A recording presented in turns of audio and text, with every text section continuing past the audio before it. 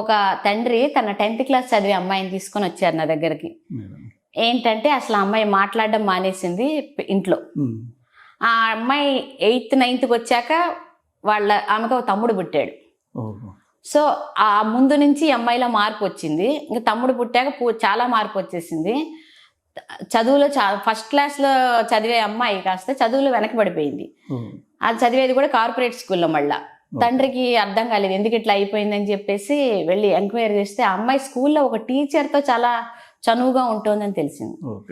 ఒక మేల్ టీచర్తో ఆ అమ్మాయి బాగా తిట్టారు, స్కూల్ మాన్పించేసి అన్ని చేసి నా దగ్గర తీసుకొచ్చారు. తీసుకొస్తే అప్పుడు ఆ అమ్మాయితో మాట్లాడినప్పుడు నాకు అర్థమైంది ఏంటంటే తల్లి తండ్రి ఆ పుట్టిన బిడ్డ మీద కాన్సన్ట్రేట్ ఎక్కువ చేసి అంతకు ముందులా వాళ్ళ నాన్న అమ్మాయి దగ్గర కూర్చుని మాట్లాడట్లేదు, చదివించడం లేదు.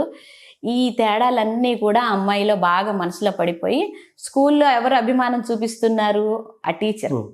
సో ఆయనకి మెల్లిమెల్లిగా దగ్గరైంది. ఆ టీచర్లు కూడా ఏజ్ లేదు, ఎక్స్పీరియన్స్ లేని వాళ్ళు ఈ రోజుల్లో ఎట్లా ఉంటారో మనకు తెలుసు. ఈ పరిస్థితిని అతను కూడా కొంత అడ్వాంటేజ్గా తీసుకున్నాడు. దాంతో ఈ అమ్మాయితో ప్రేమ దోమ అని మొదలుపెట్టాడు. సో ఇదంతా అర్థమయ్యాక తల్లిదండ్రులు కూర్చోబెట్టి తప్పంతా మీదే, మీరు మీ అమ్మాయిని ముందు మానసికంగా రెండో బిడ్డకి తనకు తమ్ముడు పుడతాడంటే 10th క్లాస్ టీనేజ్లో ఉన్న అమ్మాయిలు ఎవరికి కొంచెం యాక్సెప్టెన్స్ ఉండదు. దానికి అమ్మాయిని ప్రిపేర్ చెయ్యాలి, అది చెయ్యలేదు.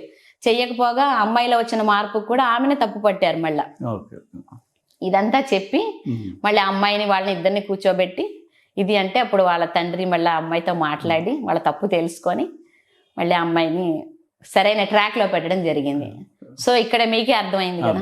ఇప్పుడు పిల్లలలో ఎప్పుడు కూడా పిల్లలలో ఏ తప్పు ఉండదు. అంటే మౌల్డ్ చేయిస్తాం మనం, పేరెంట్సే మౌల్డ్ చేస్తారు వాళ్ళని. సో పేరెంట్స్ ఎలా ఉంటే పిల్లలు కూడా అలా ఉంటారు.